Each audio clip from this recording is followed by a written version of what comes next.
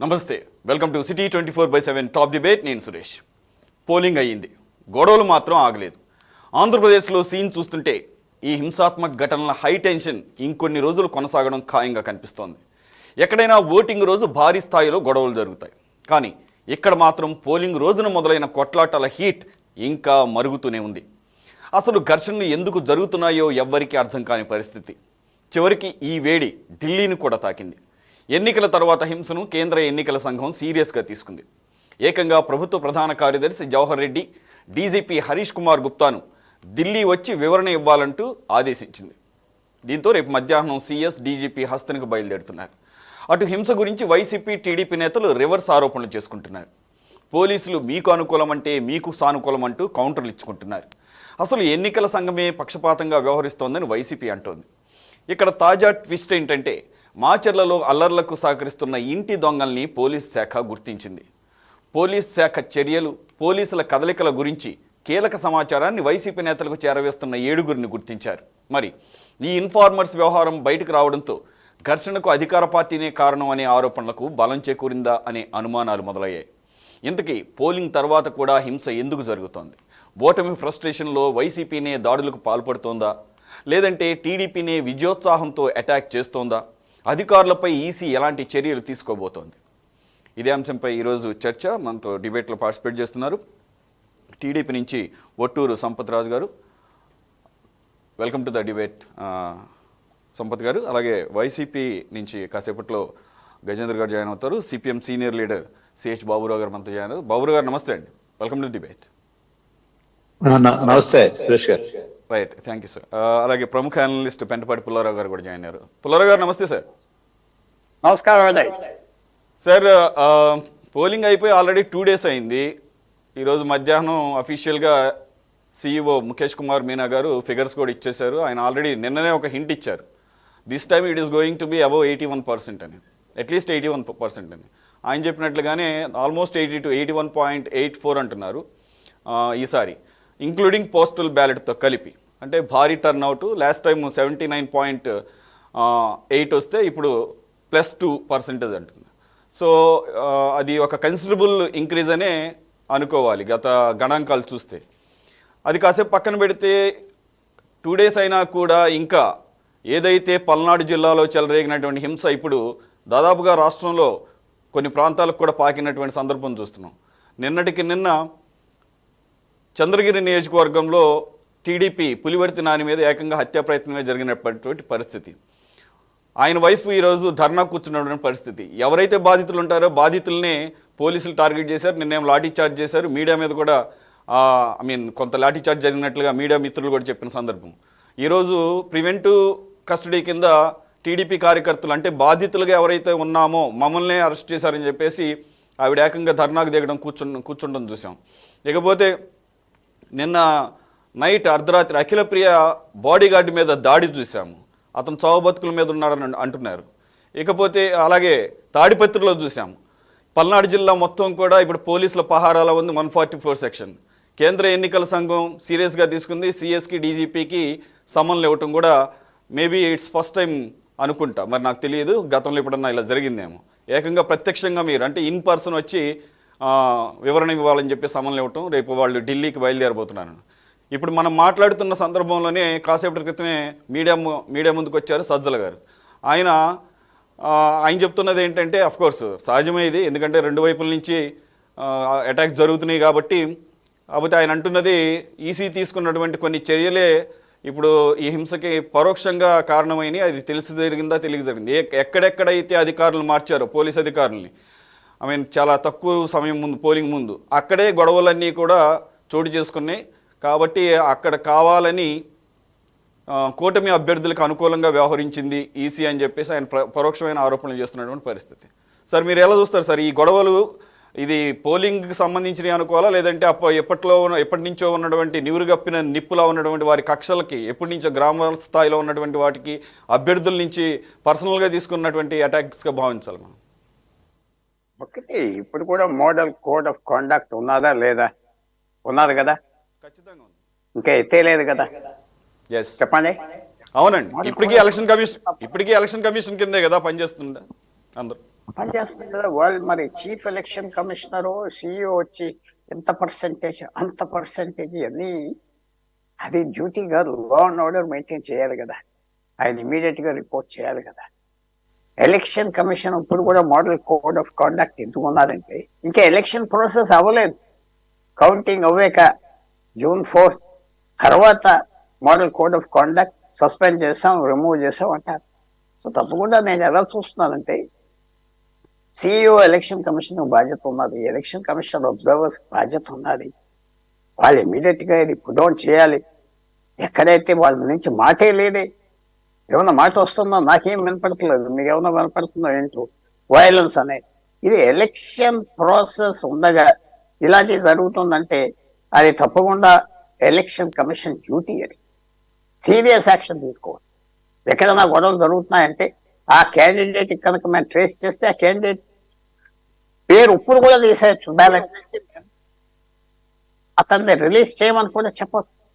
Full powers ఉన్నాయి, ఏ court interfere అవ్వదు. మరి ఆ చీట్లు లేదంటే మన లోపం ఎక్కడ ఉన్నది? ఎలక్షన్ కమిషన్ ఫస్ట్ లోపం. స్టేట్ గవర్నమెంట్ లేకపోతే ఆల్రెడీ కరెక్టే, మీది నాది కరెక్టే, కానీ ఎలక్షన్ కమిషన్ ఇది part of election process. Election 13వ తారీఖున అయిపోయింది.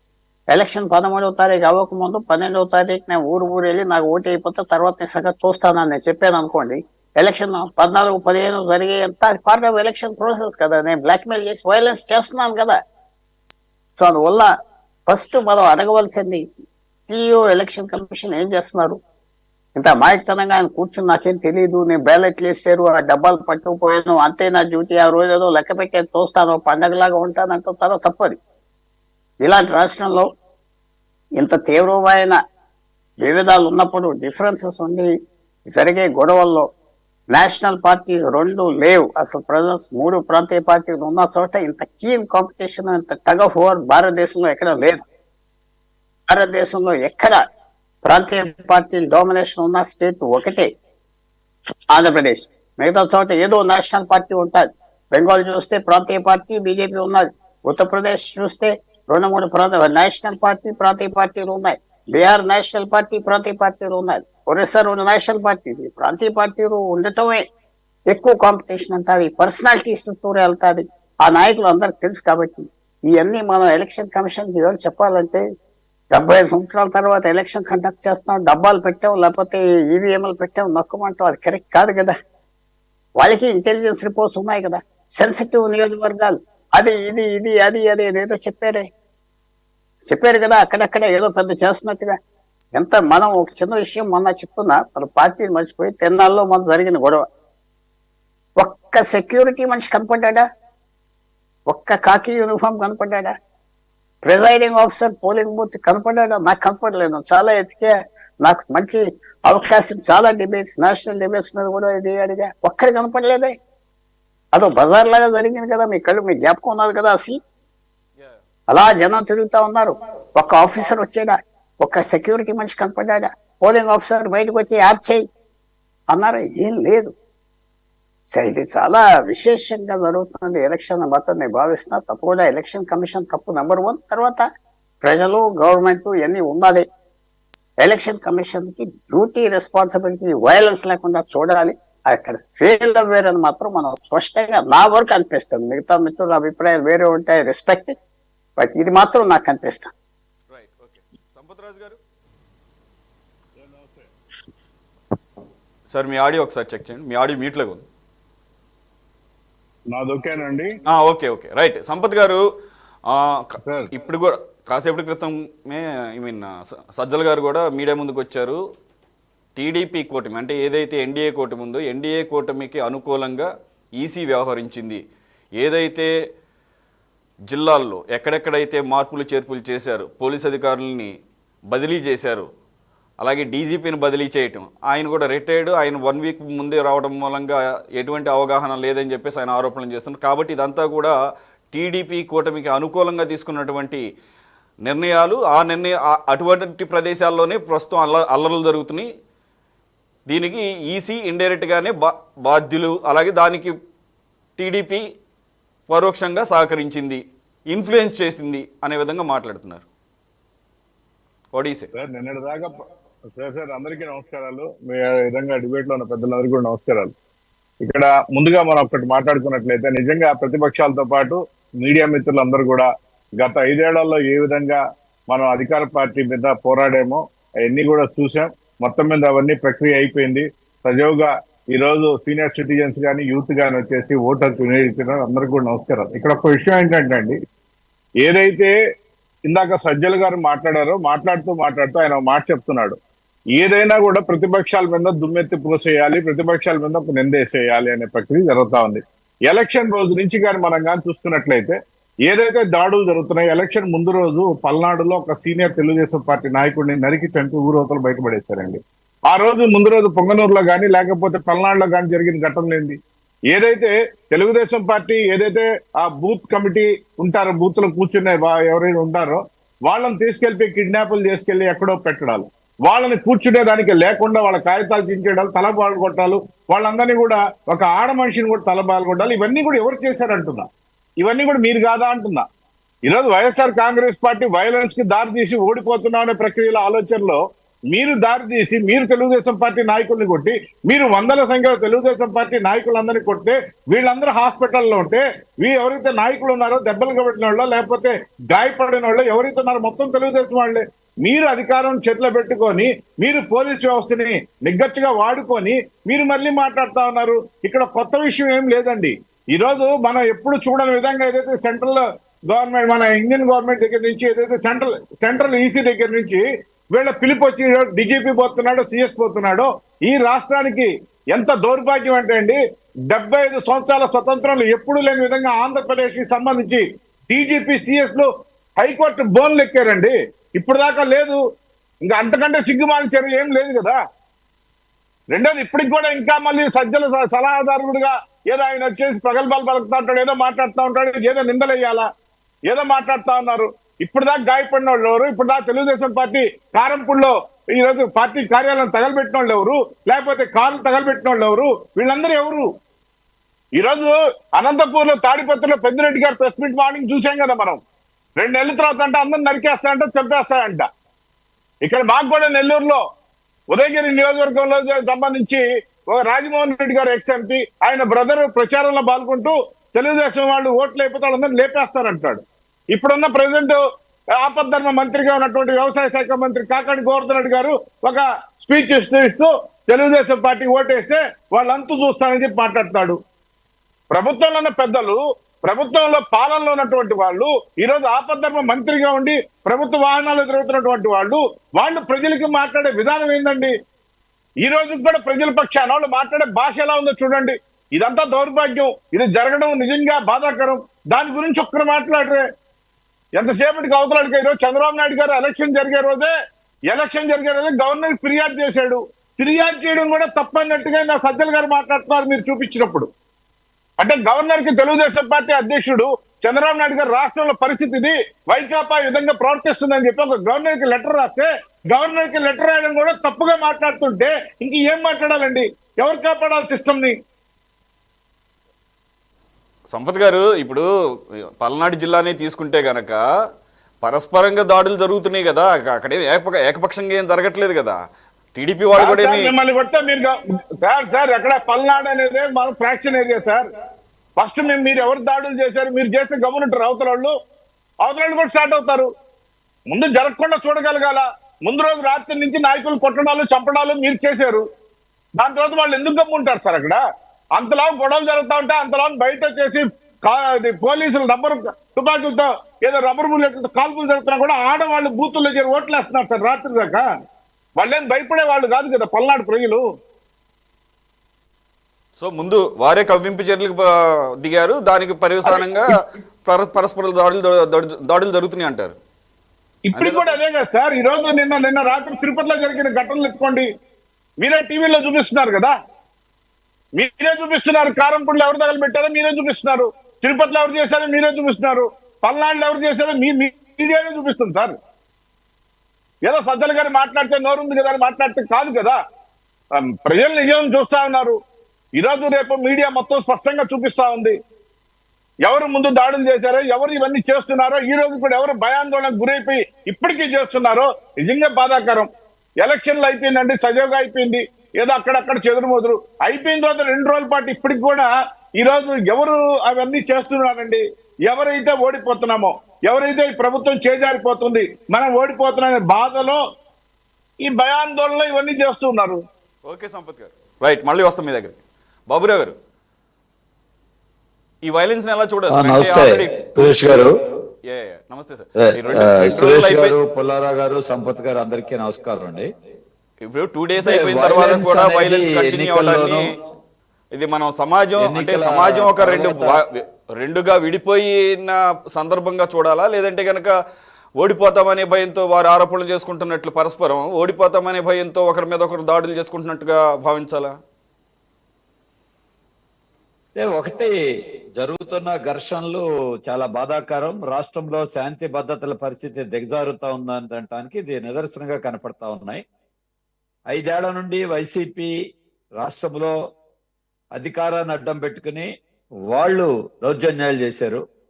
ఇప్పుడు ఎన్నికలు ప్రక్రియ ముగిసిన తర్వాత మాదే అధికారం అని ఇద్దరు చెప్పుకుంటూ ఇప్పుడు ఇద్దరు హింసకు పాల్పడతా ఉన్నారు. ఒక దగ్గర ఒకళ్ళు అవ్వచ్చు, ఇంకో దగ్గర ఇంకోళ్ళు కావచ్చు, లేదు కొన్ని చోట్ల ఇద్దరి బాధ్యత ఉండొచ్చు, పర్టికులర్ గా ఒక చోట ఒకళ్ళదని కాకపోయినా. కాబట్టి ఈ ఘర్షణలకి, ఈ దాడులకి బాధ్యత ఈ 2 ప్రధానమైనటువంటి వైసీపీ, తెలుగుదేశం పార్టీలు బాధ్యత వహించాలి. అలాగే 5 ఏళ్ల నుండి పరిపాలన చేస్తున్నటువంటి వైసీపీ ప్రభుత్వ యంత్రాంగాన్ని, పోలీసు యంత్రాంగాన్ని తమ గుప్పెట్లో పెట్టుకుని ఏకపక్షంగా వాళ్ళ రాజకీయ ప్రయోజనాల కోసం ఉపయోగించుకున్నారు. యంత్రాంగం కూడా అలాగా ఉపయోగపడింది, ప్రధానంగా ఉన్నతాధికారులు. ఇప్పుడు బీజేపీ, టీడీపీ, జనసేన కూటమిగా ఏర్పడిన తర్వాత కేంద్ర ప్రభుత్వం ద్వారా తాము పైచేయి సాధించాలి యంత్రాంగం మీదని టీడీపీ, బీజేపీ కూటమి కూడా ప్రయత్నం చేస్తా ఉంది. ఇక్కడ సమస్య అది ఎన్నికల కమిషన్ కావచ్చు, పోలీస్ యంత్రాంగం కావచ్చు, లేదు ఇతర యంత్రాంగం కావచ్చు. ఒక పార్టీకో, ఈ పార్టీకో, ఆ పార్టీకో అనుకూలంగా ఒకసారి వీళ్ళకి, ఒకసారి ఇంకొకరికి అనుకూలంగా పనిచేయటం నిష్పక్షపాతం అవ్వదు. ప్రజలకు రక్షణగా నిలబడాలి, చట్టాన్ని అమలు చేయాలి. కానీ వాళ్ళ అలా లేదు, వీళ్ళకో వాళ్ళకో కొమ్ము కాయటం ఒక రకమైంది.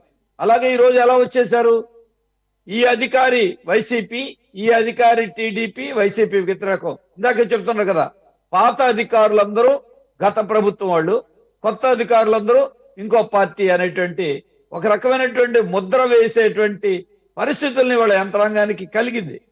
కాబట్టి ఈరోజు తప్పనిసరిగా ఒకవైపున ఎన్నికల కమిషన్ బాధ్యత ఒక భాగం, దాంతో పాటు పరోక్షంగా అటు కేంద్రము ఇటు రాష్ట్రము రెండూ కూడా ఒక రకంగా వాళ్ళ ప్రభుత్వాలు ఎన్నికల కమిషన్ పరిధిలో జరిగినా రెండు ప్రత్యక్షంగానో పరోక్షంగానో యంత్రాంగం మీద బాధ్యత వహించాల్సిన అవసరం వాళ్ళకు కూడా ఉంటుంది ఎన్నికల కమిషన్తో పాటు.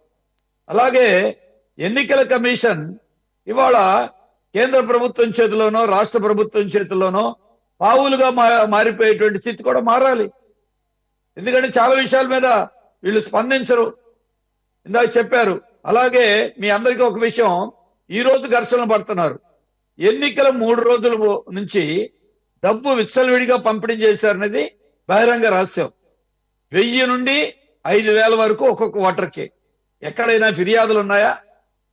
తెలుగుదేశం వైసీపీ ఇద్దరు ఒక అవగాహనకు వచ్చి మీ మీద మేము కంప్లైంట్ చేయొద్దు, మా మీద మీరు కంప్లైంట్ చేయొద్దు, ఇద్దరం ప్రశాంతంగా పంపిణీ చేసుకుందాం.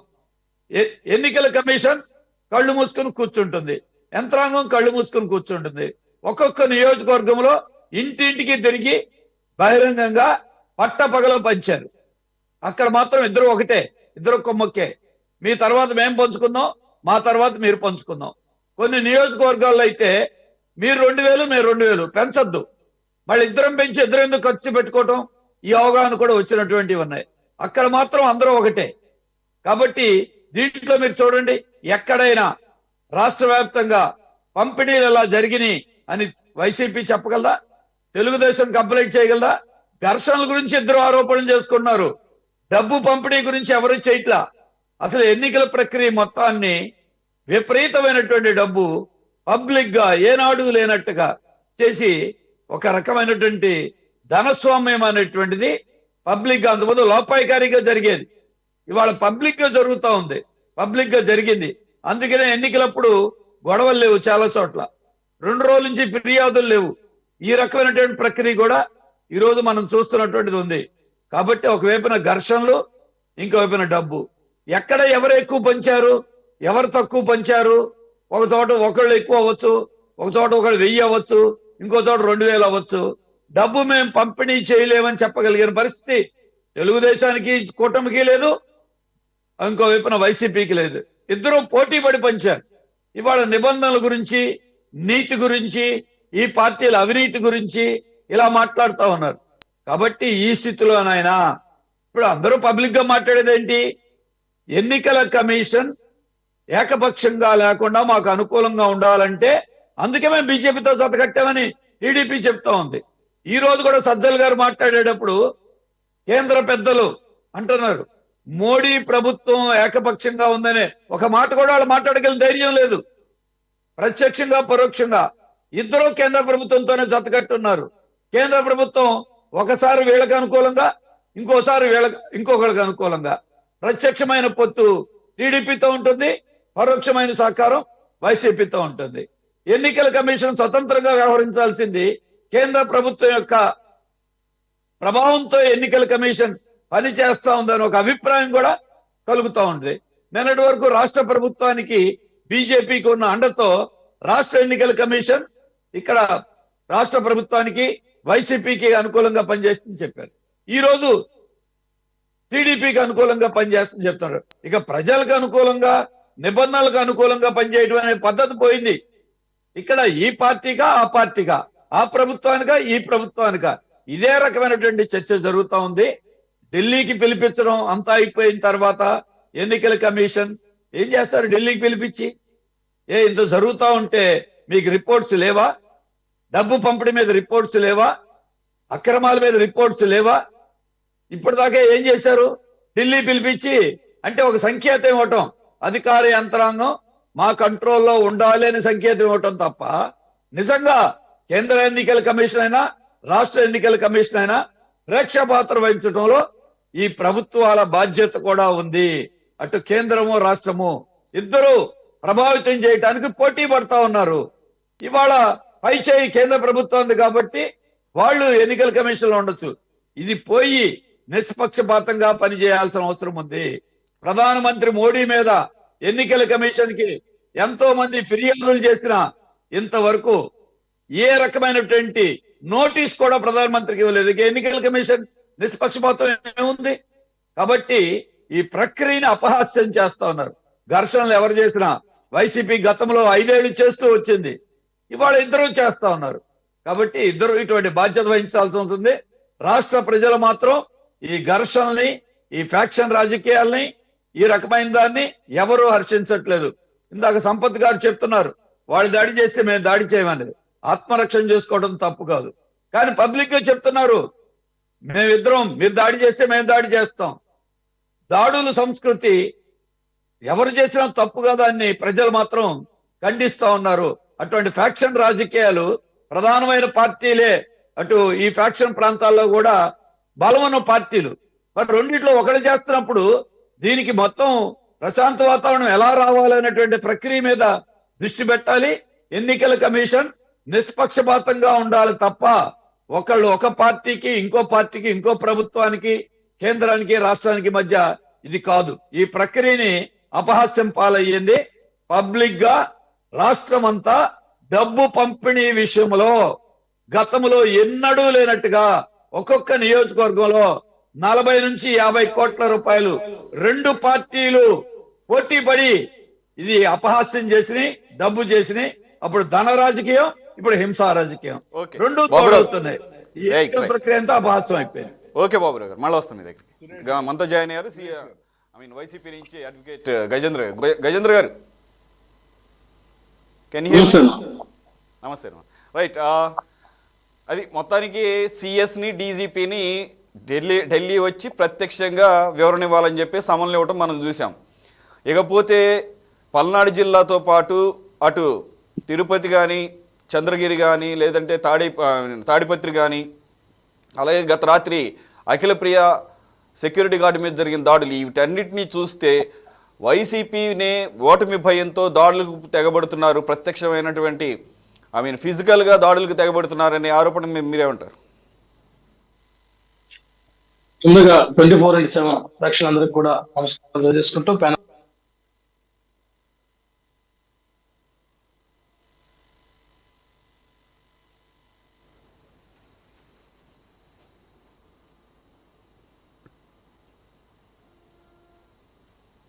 అందరికి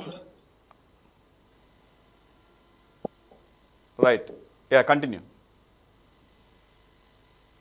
అందరికి కూడా నమస్కారం తెలియజేసుకుంటూ ఈ రోజు రాష్ట్రంలో జరుగుతున్న సంఘటనలు ఏదైతే ఉందో వాటన్నిటికి కూడా ప్రతిపక్షాలు మనం అధికారంలోకి రాకపోవడంతో వాళ్ళ యొక్క ఫోబియాతో భయపడుతూ దాడులకి తెగబడుతున్నటువంటి సంఘటన మనం చూస్తున్నాం.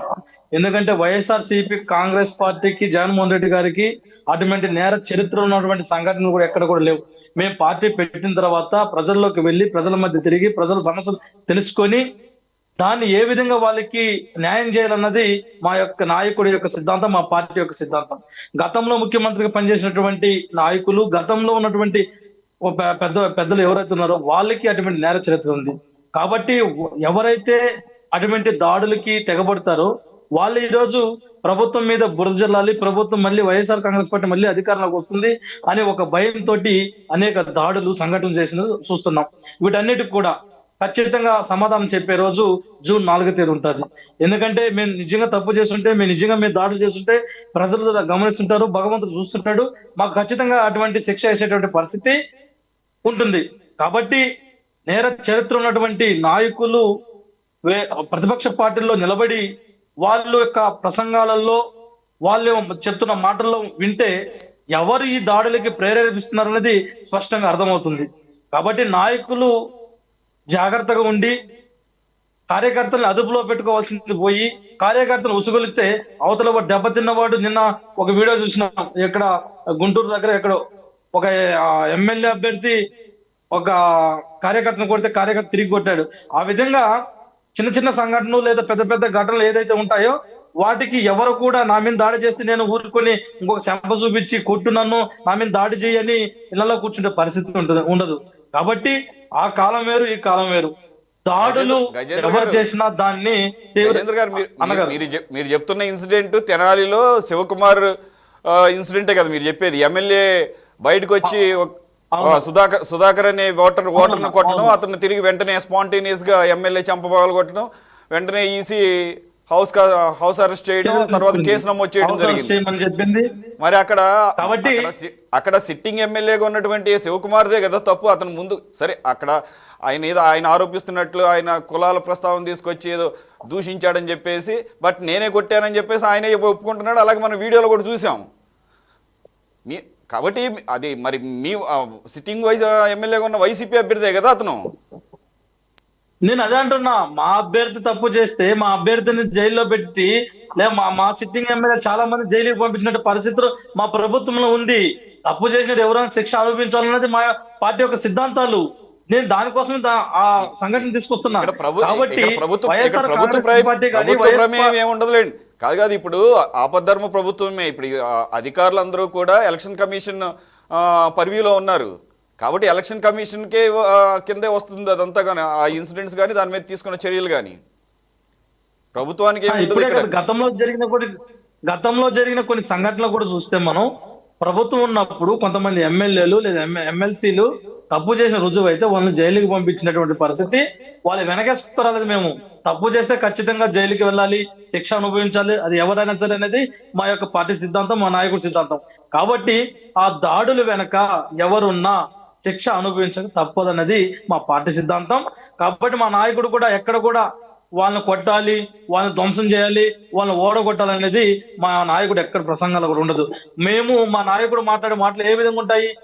మేము 175 సీట్లలో 170 సీట్లు గెలవబోతున్నాము, మన అధికారులు రాబోతున్నాము, ప్రజలకు ఇది చేయబోతున్నాము, ఇది చేశాము, ఇది చేయబోతామని చెప్పుకునేటువంటి సిద్ధాంతాలు మాకున్నాయి. కాకపోతే ప్రతిపక్ష పార్టీ నాయకులకి ఎంతసేపు అయినా 24/7 మన ఏదైతే ఛానల్ పేరు ఉందో అదే విధంగా 24/7 ఈ నాయకులు మా నాయకుడి పైన, మా ప్రభుత్వం పైన బురద జల్లి పబ్బం గడుపుకొని జగన్మోహన్ రెడ్డిని తిడితే ఓట్లు పడతాయనే భ్రమలో వీళ్ళ మీటింగ్ లో, వీళ్ళ ప్రసంగంలో 99% మమ్మల్ని తిట్టడానికే వాళ్ళు మీటింగ్లు పెడతారు. 1% కూడా వాళ్ళు ఏం చేశారు, ఏం చేస్తున్నారు, ఏం చేయబోతున్నారు అనేది స్పష్టంగా చెప్పలేనటువంటి పరిస్థితుల్లో వాళ్ళు ఉండి ఈ రోజు ఓడిపోతున్నాము, ఓడిపోతే మనం ఎటువంటి బాధను భరించాలనేది జీర్ణించుకోలేకుండా గెలిచేటువంటి అభ్యర్థుల పైన, వీళ్ళు ఓడిపోయేటువంటి ప్లేస్లలో ఇటువంటి దాడులకు తెగబడుతున్నారు. గతంలో చంద్రబాబు నాయుడు లేదా వేరే పార్టీ నాయకులకి కొన్ని సంఘటనలు చెప్తాను. వీళ్ళు గతంలో ఇక్కడ మన తిరుపతికి అమిత్ షా వచ్చినప్పుడు రాళ్లతో దాడి చేసినటువంటి సంస్కృతి ఎవరిది ఉంది? సొంత మామని వెన్నుపోటు పుడిచినటువంటి చరిత్ర ఎవరిది ఉంది? ఇంకా స్త్రీల్ని గౌరవించుకుంటా ఒక వనజాక్షిని, ఆ ఎంఆర్ఓ గారిని ఏ విధంగా దాడులు చేశారో ఆ చరిత్ర ఎవరికి ఉంది? ఇంకా సురేష్ గారు, రైట్ ఓకే, గజేంద్ర గారు, సురేష్ గారు, మళ్ళీ అసెంబ్లీలో నాయి బ్రాహ్మణులు కొంతమంది ఏదో సమస్యను చెప్పుకోవడానికి వెళితే వాళ్ళని తోకలు కత్తిరిస్తానని చెప్పినటువంటి సంఘటనలు ఎవరికి ఉంది? మా నాయకుడు గర్వంగా మా కుటుంబంలో ఎస్సీలు ఉన్నారు, ఎస్సీ మేనమామలు ఉన్నారని చెప్పుకొని కులాలకి కులం లేదు, మతం లేదు, ప్రాంతం లేదు, లింగ వర్గ భేదాలు లేకుండా పరిపాలన అందించాలనేది మా యొక్క నాయకుడు అభిమతం, మా యొక్క పార్టీ సిద్ధాంతం. మేము దాడులు చేస్తాం, మేము ఈ ప్రజల్ని నాశనం చేస్తాం. ఈ ప్రజలకి ఏదైతే పేదరికం ఉందో ఆ పేదరికం నిర్మూలన ఏ విధంగా చేయాలి అన్నది మేము దానికోసం ఎస్సీ, ఎస్టీ, బీసీ, మైనార్టీ, పేదల్లో ఉన్నటువంటి పేద పిల్లలు ఇంగ్లీష్ మీడియం చదువుకొని ప్రపంచ వ్యాప్తంగా చలామణి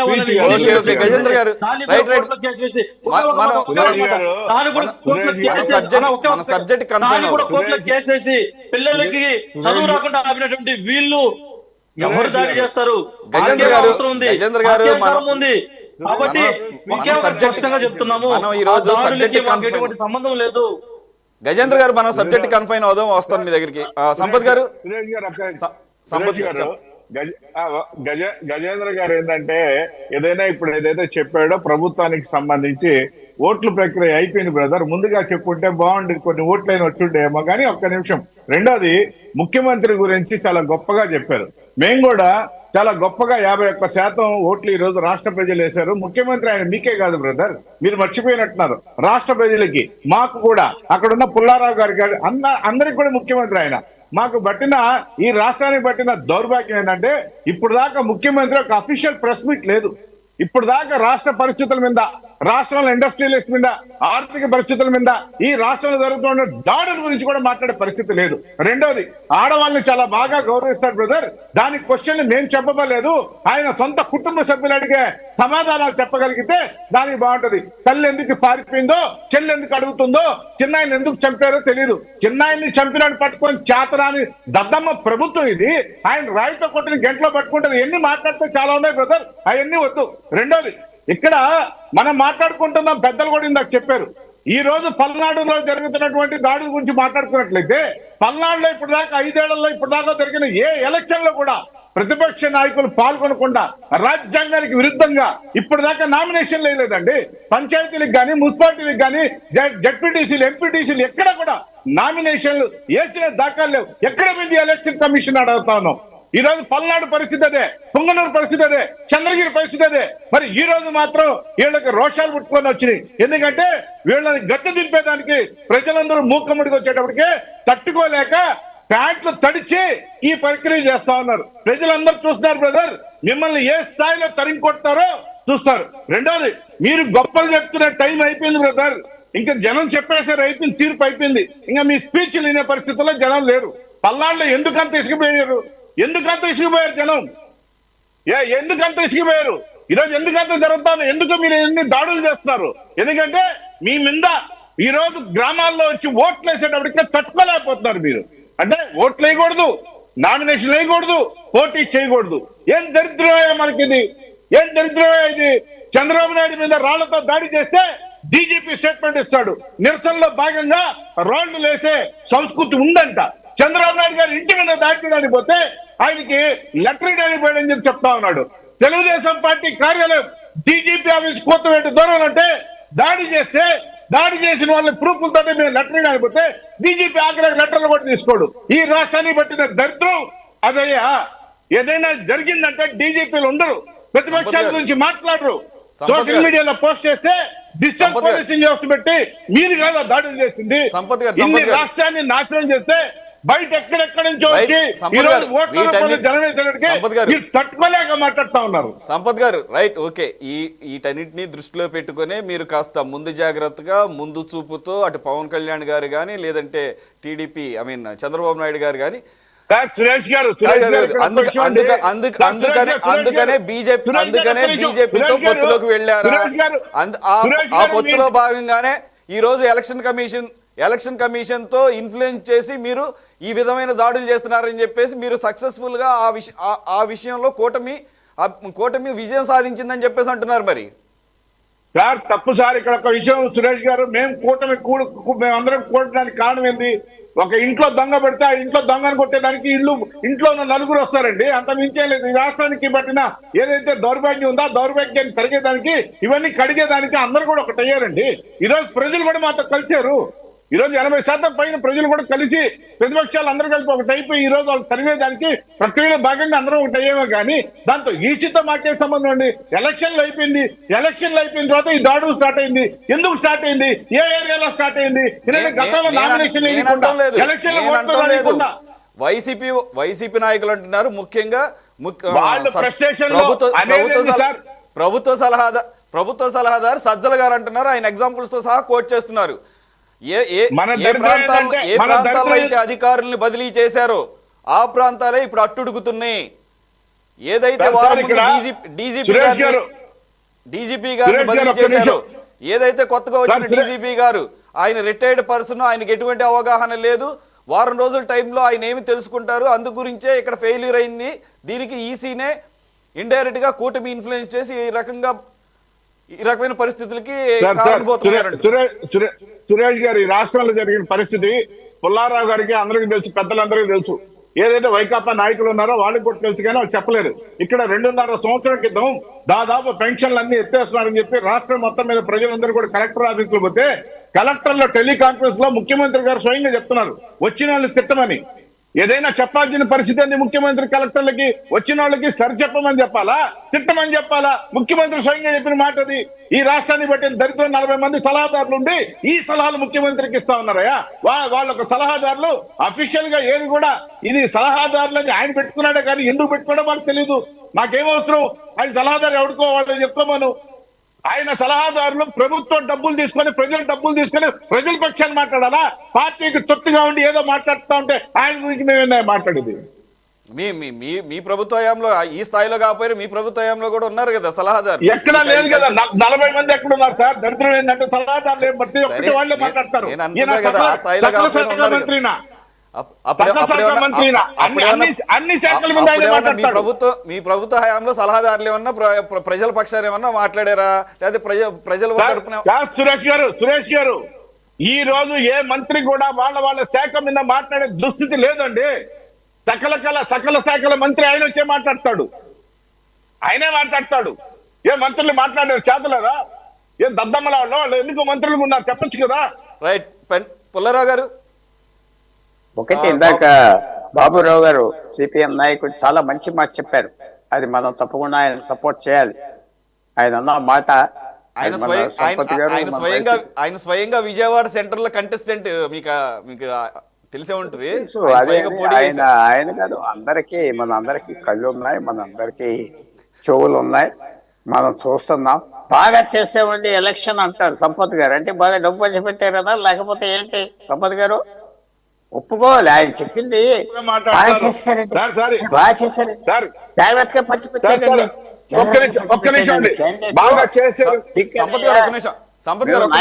మీకు ఓటు ఉన్నారు కాబట్టి ఎక్కువ ఉండొచ్చు. మేము చెప్పేది మీ మంచికి చెప్తున్నాం.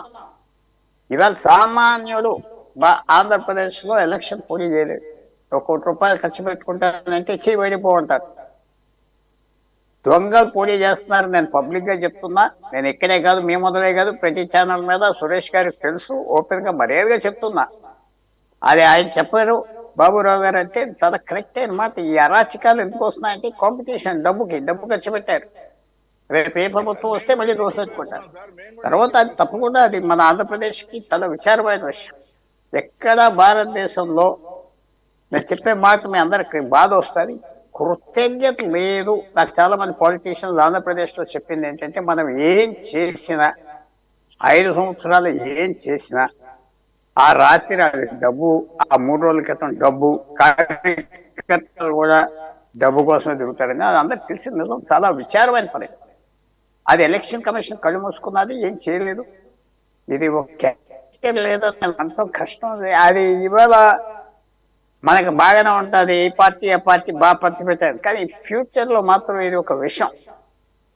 ఇది సొసైటీని మాత్రం చాలా డ్యామేజ్ చేస్తుంది. బాబురావు గారు చెప్పిన మాట నేను చెప్పలేదని నేను బాధపడుతున్నా. It is shameful exercise election commission. అక్కడ కూడా ఎలక్షన్ కమిషన్, నేను చాలా సార్లు ఈ నెలల్లో ఉన్నా, ఒక్క క్యాండిడేట్ డబ్బు పంచి పెట్టుకోవడం చూసి వాళ్ళని తీసేయచ్చు పేరు, ఆ బ్యాలెట్ నుంచి ఆ పేరు చేరు. అసలు చాలా విచారమైంది. పుల్లారావు గారు, ఆశ్చర్యకరమైన విషయం ఏంటంటే డబ్బు పంచిపెట్టడం అనే విషయం మీద ఒక్క కంప్లైంట్ కూడా లేదు. కంప్లైంట్ ఇస్తే ప్రజలకు కోపం వస్తుంది, ఓటర్లకు కోపం వస్తుందని అది అసలు బాధ. ఓటర్లకు కోపం వస్తుంది. ఓటర్లు ఎలాంటి వాళ్ళు 3 రాత్రులు 5 రాత్రులు ఎలక్షన్ ముందర రాత్రి మంచాలు వేసి బయట పడుకుని రోడ్డు మీద లైట్లు వేసుకొని పడుకుంటున్నారు. ఎందుకంటే డబ్బులు రాత్రి వచ్చి పంచి పెడితే ఇంట్లో ఉంటే తలుపు కొట్టరు కదా. అదే సంపత్ గారికి తెలియనట్టుగా అంటున్నాడంటే నాకు అదే కొంచెం అనుమానం వస్తుంది. సంపత్ గారికి ఆ వైసీపీ నాయకుడికి అంటున్నారు, బయట పడుకుంటున్నారు రాత్రి. ఎందుకంటే అది వెళ్ళిపోతాడేమో కారులో, గది వేసి పడుకున్నారు, లేపితే కోపం వస్తారు. సో బయట పడుకుంటున్నారు, లైట్లు వేసి వీళ్ళు పడుకుంటున్నారు. అదే ఆంధ్ర ప్రజలు మనం ఏం చేయాలో మరి ఇలాంటి వాళ్ళు నాయకులు ఆలోచించాలి. ఎందుకంటే చాలా అసహ్యమైన పరిస్థితి. చాలా మంచి పీపుల్, ఆంధ్ర పీపుల్ కష్టపడతారు, కానీ ఇది చాలా అసహ్యమైన పని. ఇది ఇంకా అందుకునే మర్యాద లేదు. రేపు ఎమ్మెల్యేగా మీరు ఎలక్ట్ అయినా ఎంత ఖర్చు పెట్టాడు అంటే ఒకరు క్యాండిడేట్ అంటున్నాడు, నేను చెప్తున్నా ఇది ఖర్చు పెడుతున్నాడంట, ఒక 10,000 కోట్లు సంపాదించుకున్నాడంటే ఇది గివ్ బ్యాక్ అంట. వాడి ప్రజలకు ఇవ్వటానికి, సేవ చేయటానికి వచ్చేటట్టు వాడు సేవ చేయటానికి సమాజానికి తిరిగి ఇస్తాడంట. ఏంటి ఇచ్చేది వాడు? అది పేరు చెప్పను సరదాగా అడుగుతున్నా. వాడు తిరిగి ఇస్తాడట అంటే వాడు సేవలు చేస్తాడంటే 5 సంవత్సరాలు పార్లమెంట్కి పంపిస్తాడు. ఇంక నేనేం చెప్పాలి? అది మనం. సో అందువల్ల ఐ హోప్ మీలా ఛానల్స్ అలర్ట్ చేస్తున్నారు కాబట్టి వైలెన్స్ తగ్గాలి. చాలా అసహ్యమైన పని. ఆఖరికి అమాయకులు చచ్చిపోతారు, నాయకులు ఇంట్లో కూర్చుంటారు, మిగతా తోస్తారు. అది అందరికి తెలుసు. తప్పకుండా ఎలక్షన్ కమిషన్ ఫెయిల్ అయ్యింది. ఇందాక చెప్పే మోడల్ కోడ్ ఆఫ్ కాండక్ట్ ఇంకా ఉన్నది, ఈవేళ కూడా ఉన్నది. అవును పుల్లారావు ఎలక్షన్ కమిషన్ కాదు, ప్రధాన పార్టీల నాయకులందరూ రెస్ట్ మోడ్ లోకి వెళ్ళిపోయి చక్కగా విహారయాత్రలకు వెళుతుంటే వారి తరపున కొట్టుకు వస్తున్నటువంటి కార్యకర్తలు 2వ రోజు నుంచి హాస్పిటల్స్ కి క్యూ కడుతున్నటువంటి పరిస్థితి చూస్తున్నాం. ఇకపోతే వాళ్ళు బాగానే ఉంటారు, వాళ్ళు బాగా నేను అనకూడదు, ఎందుకంటే బాధపడతారు మన మిత్రులు. వాళ్ళు ఖర్చు పెట్టారు, బాగా దెబ్బలాడారు, హాస్పిటల్కి ఇస్తున్నారు. వీళ్ళు చచ్చిపోయేది సామాన్యమైన వర్కర్స్. పాపం వాళ్ళు ఏదో హీరోలు అయిపోతాం అనుకుంటున్నారు. ఎలక్షన్ అవగానే మొహం మళ్ళీ ఎవరు చూడరు. అది చాలా విచారమైన పరిస్థితి. మార్పు వస్తుందా అంటే నాకు నమ్మకం లేదు. ఓకే బాబురావు గారు, మీరు స్వయంగా కంటెస్ట్ చేశారు విజయవాడ సెంట్రల్లో. ఇండియా బ్లాక్ తరపున సిపిఎం పార్టీకి అవకాశం ఇచ్చారు అక్కడ. అలాగే విజయవాడ వెస్ట్కి వచ్చేసరికి సిపిఐకి ఇచ్చారు. అలాగే విజయవాడ ఈస్ట్లోకి వచ్చేసరికి కాంగ్రెస్ అభ్యర్థి ఉన్నారనుకుంటా. ఇక్కడ 2గా పోలరైజ్ అయినటువంటి పరిస్థితుల్లో మీరు ఆల్రెడీ డబ్బు విషయాన్ని ప్రస్తావించారు. ఈ రకమైనటువంటి పోలింగ్ పర్సంటేజ్ అయితే చాలా ఆహ్వానించదగ్గమైనటువంటి percentage, above 80%. It's a very good percentage. అది ఈవెన్ మొత్తం ఇండియాలోనే ఏపీ హైయెస్ట్ పోలింగ్ పర్సంటేజ్ అంటున్నారు ఈవెన్. కాబట్టి అదొక యాంగిల్ పక్కన పెడితే ఈ ఇండియా బ్లాక్ తరపున నిలబడినటువంటి యొక్క క్యాండిడేట్స్ యొక్క విన్నింగ్ ఛాన్సెస్ ఎంతవరకు ఉంది అని మీరు ప్రత్యక్షంగా చూశారు కాబట్టి? ఒకటే ఇందాక పుల్లారావు గారు చెప్పిన దాంట్లో రాత్రిపూట బయట పడుకుంటున్నారని చెప్పారు. అది పాత రోజులు అండి. ఇప్పుడు రాత్రిపూట లేదు, పట్టపగలే పంచుతున్నారు. ఓటర్ లిస్టులు పెట్టుకుని పంచుతున్నారు. ముందు టీడీపీ వైసీపీ అండర్స్టాండింగ్ వచ్చి ముందు మీరు పంచండి, మేము వెనకాల పంచుతా ఉన్నారు. కొన్ని చోట్ల అయితే 2 పార్టీల తరపున కూడా ఒకళ్ళే పంచుతున్నారు. దానికి కూడా కంప్యూటరైజ్ చేస్తున్నారు. దానికి కూడా సిస్టమ్ చాలా మారిపోయినాయండి. అట్లాగే ఏదైనా డిమాండ్ ఉంటే కొంతమందికి చాలలేదనంటే ఎన్నికల రోజులు బూతుల దగ్గరే పంచుతున్నారు. ఇక ఇంత పబ్లిక్ గా జరిగిపోయింది.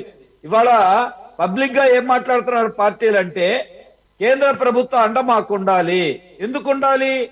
కేంద్ర ప్రభుత్వం మాతో పాటు లేకపోతే మేము డబ్బు పంపిణీ కుదరదు, మమ్మల్ని ప్రచారం చేసుకోనివ్వరు, మా డబ్బును ఆపేస్తారు అని పబ్లిక్ గా పార్టీల వాళ్ళు మాట్లాడే పరిస్థితి వచ్చిందంటే ఎన్నికల కమిషన్ ఎంత అపహాస్యం పాలవుతా ఉంది అంటే, కేంద్ర ప్రభుత్వ చేతిలో ఎన్నికల కమిషన్ ఉంటుంది. కేంద్ర ప్రభుత్వంతో మేము అవగాహనతో ఉంటే మేము సాఫీగా పంపిణీ చేసుకోగలుగుతాం అని వీళ్ళు టీడీపీ వైసీపీ, మీరు వాళ్ళతో ఎందుకు, మేము మీకు మద్దతు ఇస్తున్నాం కదా, 5 ఏళ్ళు మీకే మద్దతు ఇచ్చాం, మీరు వాళ్ళొద్దు మాకు మద్దతు ఇవ్వండి, మేము సాఫీగా చేసుకుంటాం అని వీళ్ళు. అంటే ఇలా అంతకుముందు లోపాయి గారిగా మాట్లాడేవాడు, వాళ్ళ పబ్లిక్ గా మాట్లాడేటువంటి పరిస్థితికి మన ప్రజాస్వామ్యాన్ని ఈ రాష్ట్రంలో ఉన్న పార్టీలు దిగజార్చిన, అది జాతీయ పార్టీలా ప్రాంతీయ పార్టీలను లేదండి. బీజేపీ జాతీయ పార్టీనేగా, జాతీయ పార్టీనే వీటన్నిటికీ చేస్తా ఉంది. అందుకే ఇక్కడ ప్రాంతీయం లేదు, జాతీయం లేదు. ఇది ఒక విషయం. ఇక రెండవది, ఎన్నికల ఎలా ఉంటాయి, ఎవరు పాత్ర వహిస్తారంటే, రాష్ట్రంలో ధన రాజకీయాలని ప్రజల్ని ఈ రకమైన పరిస్థితికి మార్చినటువంటి నాయకుల్ని పార్టీల్ని మనం నిందించాలి. ఎందుకంటే ఓటును సరుగ్గా మార్చేశారు ఈ పార్టీలు, రాజకీయాలను సరుగ్గా మార్చేశారు. ఎన్నికల్లో అప్లికేషన్ పెట్టాలంటే నువ్వు 40 కోట్ల రూపాయలు క్యాష్ చూపి అని పబ్లిక్ గా అందరికీ తెలిసిన బహిరంగ రహస్యం. ఆ పార్టీలో కూడా మామూలు పనిచేయలేడు, 5 ఏళ్ల వరకు ఒకడు ఉంటాడు. ఎన్ఆర్ఐ 1000 కోట్లు 2000 కోట్లు ఎన్నికలకి 2 నెలల ముందు దిగుతాడు.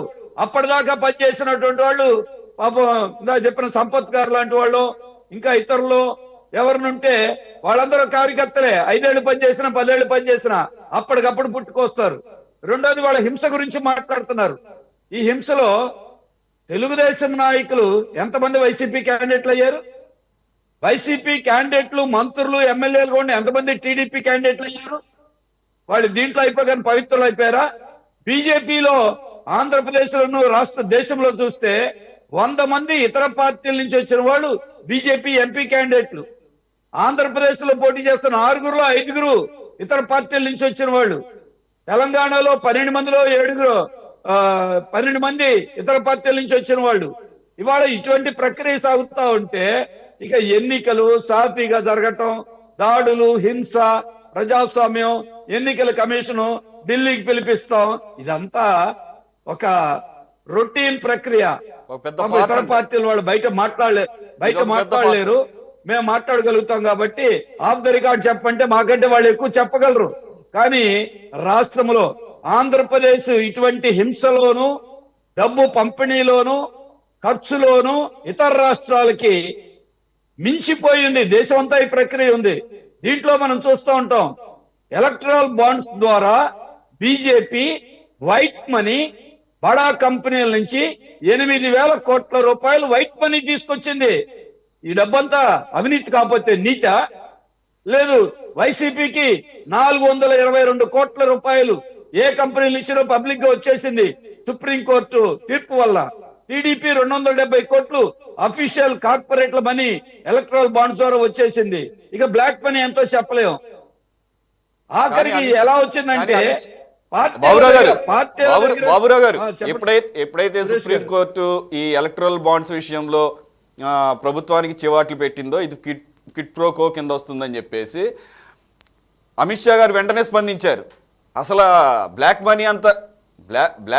మనీ అంతా ఈ రకంగా కట్టడి చేయబడుతోంది, ఎలక్ట్రల్ బాండ్స్ అనేది చాలా ఉపయోగకరమైనటువంటి కాన్సెప్ట్ అని చెప్పేసి మీరేమో వైట్ అంటున్నారు. అవునండి, అందుకనే ఉపయోగపడే ప్రక్రియ అదే. ఎవరికి ఉపయోగపడే ప్రక్రియ అంటే ఆ పార్టీలకు ఉపయోగపడే ప్రక్రియ. మేము అంతకుముందు బ్లాక్ ఇచ్చేవాళ్ళం, ఇప్పుడు వైట్ ఇస్తున్నాం అని అంటున్నారు. ఇంకా బ్లాక్ మనీ ఎంత ఉందో చెప్పడానికి వీల్లేదు. రేపు ఈ డబ్బు ఆ డబ్బు ఆఖరికి ఎలా రోడ్డు మీద ఏం మాట్లాడుకున్నారంటే, ఓటర్లకు ఇచ్చే డబ్బులే కాదు, పార్టీ నాయకులకు కూడా, అధిష్టాన వర్గానికి కూడా డబ్బులు ఇచ్చి సీట్లు తెచ్చుకున్నారని పబ్లిక్ గా మాట్లాడేటువంటి పరిస్థితి అనేక పార్టీల గురించి ఉన్నది అందరికీ తెలిసిన బహిరంగ రసం అయిపోయింది.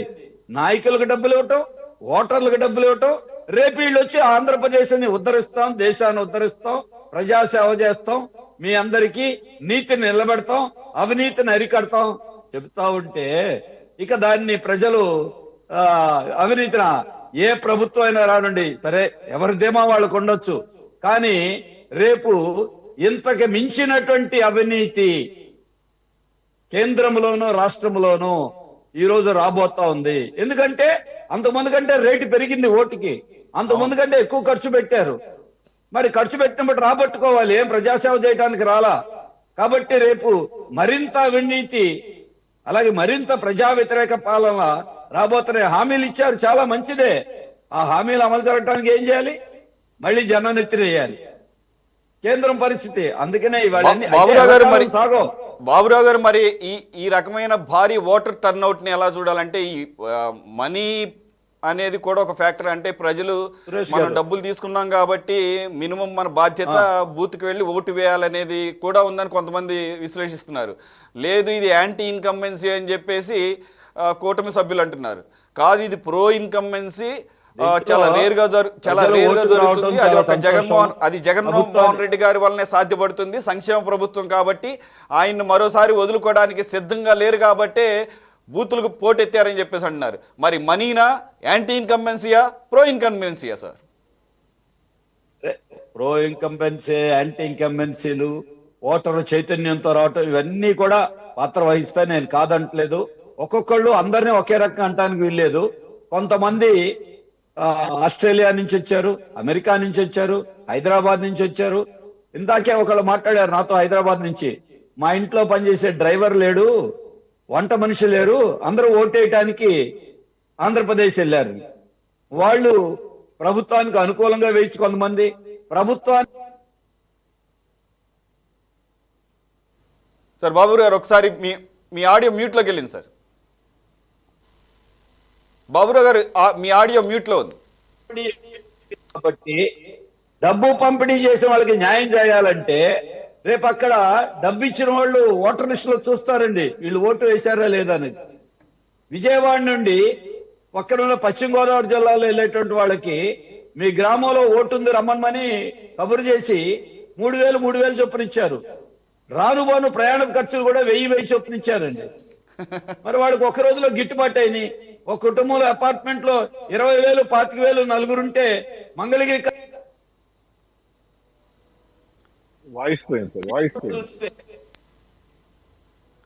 సార్ మళ్ళీ 4,000 ఒకళ్ళు ఇచ్చారు, 4,000 ఒకళ్ళు ఇచ్చారు, 4,000 ఇంకొకళ్ళు ఇచ్చారు. తర్వాత చేనేత కార్మికులకి ఓటర్తో పాటు మగ్గానికి ఒక మగ్గం ఉంటే ఇంత, రకరకాల ప్రక్రియలు చేశారు, మామూలుగా చెప్పడానికి వీల్లేదు. కాబట్టి ఓటు పెరగటంలో నేను ఎవరిని ఓటర్లను తప్పు పట్టట్లా, ఓటర్లు చైతన్యంతో కూడా వచ్చారు, అందరూ ఒక రకం లేరు. కానీ డబ్బు పంపిణీ పాత్ర కూడా ఓటర్ పర్సంటేజ్ పెరగటంలో అది కూడా ఒక పాత్ర, దానివల్లనే వచ్చారంటాం కాదు, అది కూడా ఒక పాత్ర ఉంది. సరే, ఇక ఈ ప్రక్రియలో రాష్ట్రంలో పార్టీల మధ్య పోలరైజ్ అయి ఉన్నటువంటి ఈ టైంలో డబ్బులు పంచకుండా, ధన రాజకీయాలు లేకుండా పోటీ చేసే వాళ్ళకి ఒక ఎదురీత ఏర్పడటమే. కాబట్టి ఆ ఎదురీతలో కూడా మేము నిలబడి మీరే తప్పనిసరిగా ప్రజల వినండి. కానీ ఒకటే నేను చెప్పగలను, రేపు మీరు ఒక నియోజకవర్గంలో 50 కోట్లు ఖర్చు పెట్టి రేపు గెలిచామని చెప్పుకోవచ్చు. నయా పైసా ఓటర్కి ఇవ్వకుండా మా కృషి, మా సేవ, మా రాజకీయాలు చెప్పి జనం చేత ఓట్లు పొందగలుగుతున్నాం. మీరు 1000 ఓట్లు, 10,000 ఓట్లు పొందిన దానికి వీటన్నిటి తట్టుకుని కూడా మాకు ఓట్లు ఇస్తేటువంటి జనం. బాబురావు గారు తెల్లారి లెగిస్తే మీరు ప్రజలతో ఉంటారు, ప్రజా సమస్యల కోసం తెల్లారి 7 గంటల టైం నుంచే మీరు ఎలక్షన్స్ టైం అనే కాకుండా ఈవెన్ కోవిడ్ టైంలో కూడా మేము ప్రత్యక్షంగా చూసాం. కాబట్టి అలాగే మీరు లాస్ట్ టైం కూడా పోటీ చేశారు, అప్పుడు జనసేన అలయన్స్లో. అప్పుడే మీరు దాదాపుగా నాకు గుర్తున్నంత వరకు 30,000 ఓట్లు, ఇఫ్ ఐఎమ్ నాట్ రాంగ్, అంతే కదా సార్, 30,000 పైచిలకు ఓట్లు మీరు సో ఇది అబ్సల్యూట్లీ వచ్చినాయి. అది అవును. మీ యొక్క క్రెడిబిలిటీ, మీరు ఒక పర్సనాలిటీని చూసి, అలాగే మీకున్నటువంటి పొలిటికల్ అసోసియేషన్ సిపిఎం పార్టీ తరపున, అలాగే అప్పుడు ఉన్నటువంటి అలయన్స్లో భాగంగా వచ్చినటువంటి ఓట్లు, నాకు తెలిసినంత వరకు ఆ స్థాయిలో ఓట్లు సంపాదించిన వాళ్ళు ఇంకెక్కడన్నా ఉన్నారో లేదో నాకు తెలియదు. కాబట్టి రైట్, మీరు చేయగలిగినంత చేశారు. ఎన్ని ఓట్లు వచ్చినా కానీ అది ఒక నిజాయితీతో కూడినటువంటి ఓట్లు. ఖచ్చితంగా that is your hard earned votes కానీ మేము భావిస్తాము. రైట్, గజేంద్ర గారు, మనకి టైం అయిపోయింది, మీరు లేట్గా జాయిన్ అయ్యారు, కొద్దిగా టైం మీకు తక్కువ వచ్చింది కాబట్టి కంక్లూడ్ చేసేయండి. I will give you couple of minutes and చివరిగా నేను సంపత్ గారితో ముగిస్తాను.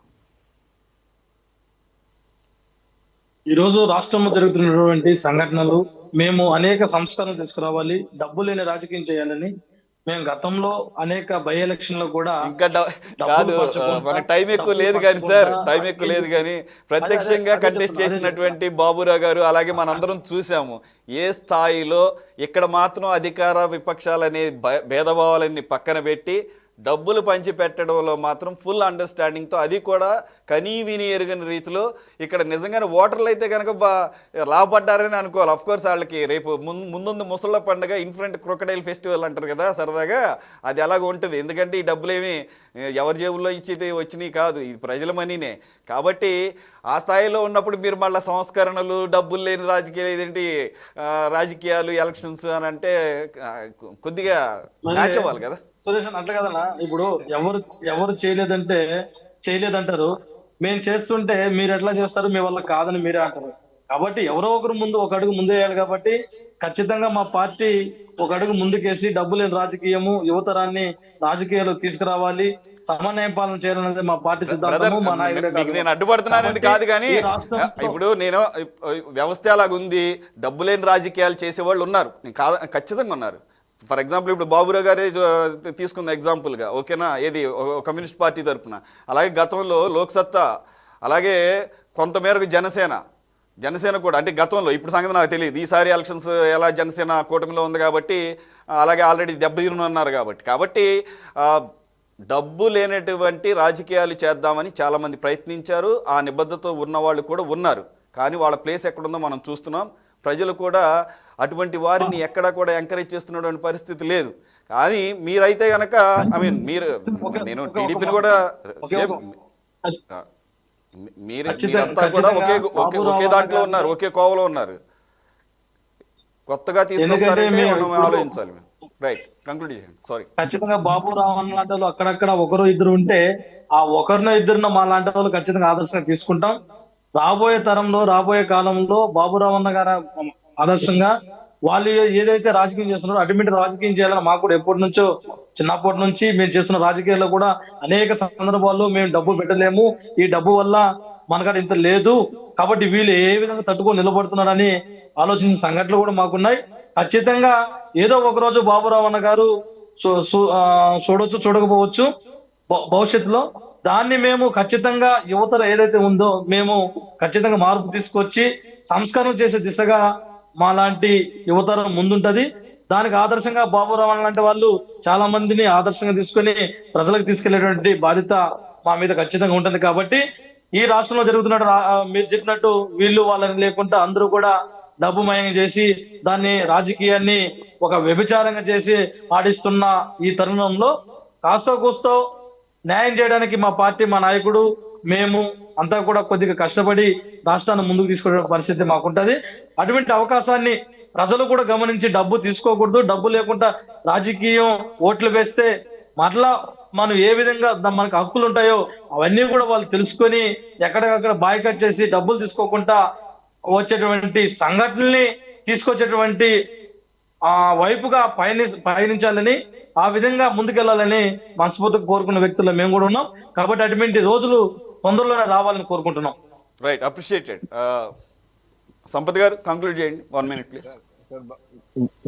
బాబురావు గారు లాంటి వాళ్ళు చాలా మంది జిల్లాకు ఒకరు ఉంటే చాలండి, చాలా మందికి ఆదర్శంగా ఉంటారు. అలాంటి వ్యక్తులు కూడా ఉండాలని చెప్పేసి నిజంగా మనస్ఫూర్తిగా కోరుకుంటున్నాను. ఎందుకంటే మా లాంటి యూత్ కి వాళ్ళు ఆదర్శంగా ఉంటారు. అయితే ఇక్కడ క్వశ్చన్ ఏంటంటే, ఏదైతే బాబురావు గారు ఆవేదన వ్యక్తం చేశారో అది నిజం. ఎవరు ఎస్ అన్నా కాదన్నా ఇరు పార్టీలు కానీ ఈ రోజున్న ప్రధాన ప్రతిపక్షంలో ఉన్నటువంటి ఏ పార్టీలైనా డబ్బులు ఇవ్వాల్సిందే, ఇస్తేనే ఓట్లు వస్తున్నారనే నిజం. మనం మాట్లాడుకున్నా మాట్లాడకపోయినా.